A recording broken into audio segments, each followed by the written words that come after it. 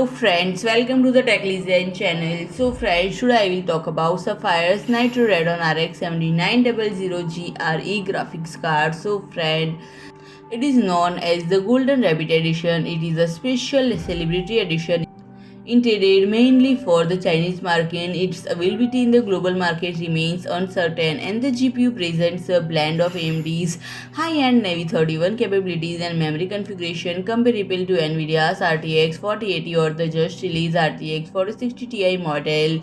And the card will support 84 RDNA3 Compute Units, making similar GPU specification to the RX 7900 XT. And the notable difference lies in the memory configuration, with the GRE model featuring 16 GB 256-bit memory and as opposed to the 20 GB across 320 bit in the standard edition. And the revelation, the Radeon RX 7900 GRE coincides with the anticipation for news on AMD's mid-range 7800 or 3700 series, which curiously have not been released yet. So friend, if you like my video, please do like, share and comment, and don't forget to subscribe my channel and press the bell icon.